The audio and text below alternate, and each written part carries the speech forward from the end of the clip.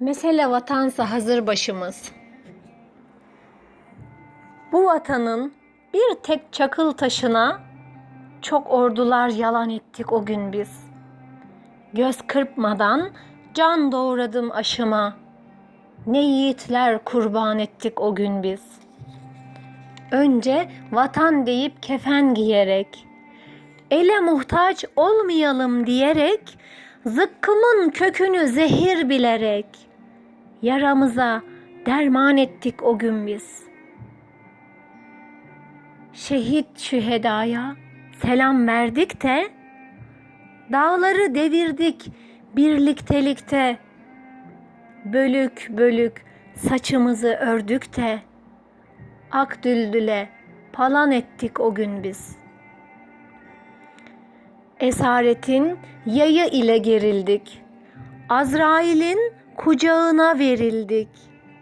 Kafamızı kopardılar dirildik, köleliğe isyan ettik o gün biz.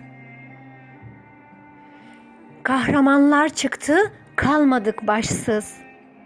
Cephedeydik, yalın ayak çarıksız. Gün geldi, urbasız, ekmeksiz, aşsız. Seferberlik ilan ettik o gün biz.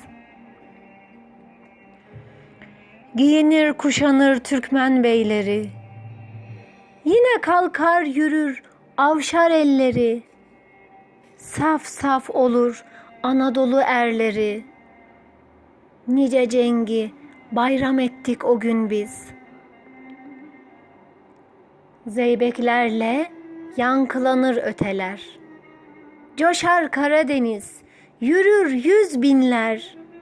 Fırtınaya kafa tutan efeler, rüzgarları ferman ettik o gün biz.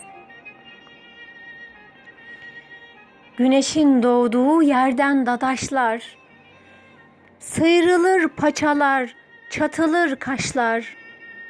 Şafakta sefere çıkar gakkoşlar, yıldızları mihman ettik o gün biz. Şehitlikte arzumuz var, yalan mı? Rüzgarlarda tozumuz var, yalan mı? Her karede izimiz var, yalan mı?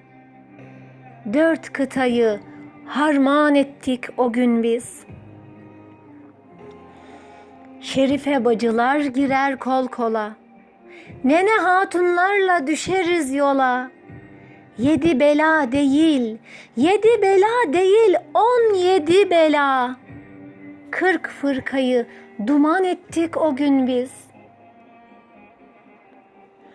Cepheye giderken kefen giyindik, kutlu şehadeti şiar edindik. Peygamber ve Kur'an Allah bir dedik. Amentü'ye iman ettik o gün biz.